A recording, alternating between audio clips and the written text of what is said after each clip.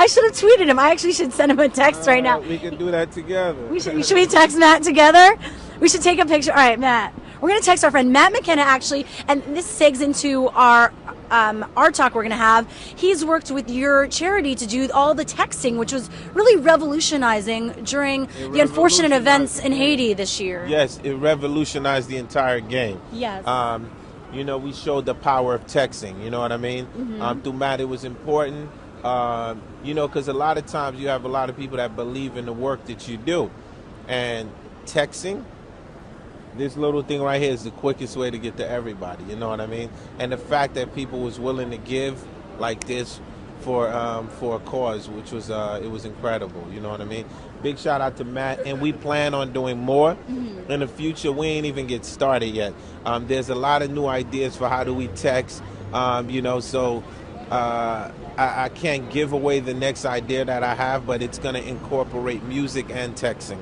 Interesting. How much money did you raise through text messaging? Man, we've raised over $7 million through text messaging. Amazing. Yes. And people to still donate, they could text in. You could still text in YELE 501 Yele. Make sure y'all do that. You know what I mean? So it's been over 4 months since the devastation in Haiti, and people might, you know, it loses the buzz. And what do you think is important to tell people out there in terms of bringing the message back and continuing to help and donate? Well, it's 1 million people that are living still in tents. And keep in mind, before the earthquake, we barely had infrastructure down there, right? Yeah. So, you know, and these people has a certain trauma that they're faced. Because when this happened, there's no psychiatrist, nothing to talk to these people.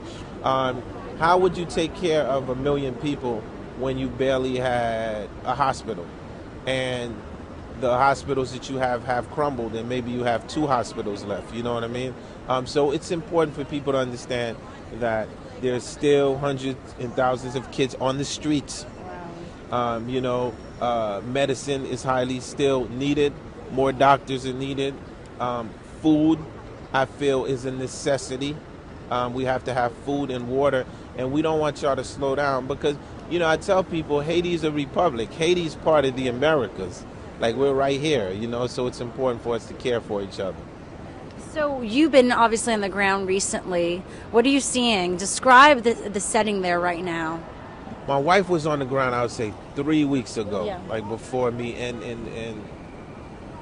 you know, she cried, you know, going through, she was doing a distribution, and she just feels that there's deep parts within Haiti, like that the cameras don't get to. And in those parts, you know, people are living with boars. Children are waking up with tons of mosquitoes on them, hundreds of mosquitoes on them. You know, Because they have no shelter. They have no shelter. Some people are dead, and they just leave them there and burn the body there, and then the body rots the whole town. I mean, you can smell that. I mean, these are some of the realities that we're going through at this moment right now. You know, unfortunately, I know Yele was kind of under the gun a bit at the beginning, which I know was unfortunate for you because you believe in this so strongly, and you had to go through that. Well, I mean, you know, they call me a thug hippie. Like, you know what that means? That means, like, I'm probably from the hippie generation, but was reborn. And some call me a thug because they said I be revolting, you know. Yele was created from grassroots. I always believe in grassroots organizations. And the scrutiny basically came in the course of 24 hours. $1 million came from the texting. And it was probably the fastest text ever, you know, one of the fastest in history. So automatically it raised the red flag, and people was like, yo, and keep in mind, this is my charity I've been trying to get off the ground for the past 5 years, going to Haiti back and forth. So when the scrutiny came, if you notice, right, the difference with me and probably my charity, it's like, it's ground roots on up, meaning like, it wasn't like I was doing a charity so I could get a tax break, you know what I mean? It was like, I was really passionate about it. So what happened, you know, when they dug into into our asses. You know what I'm saying? First thing they found out was like, well, Yele hasn't paid their taxes in this amount. Wyclef took this money, paid himself through Monaco, and this, that. So when, after they went and checked everything, I didn't break any laws. And like I said on Oprah, did we make mistakes as a charity?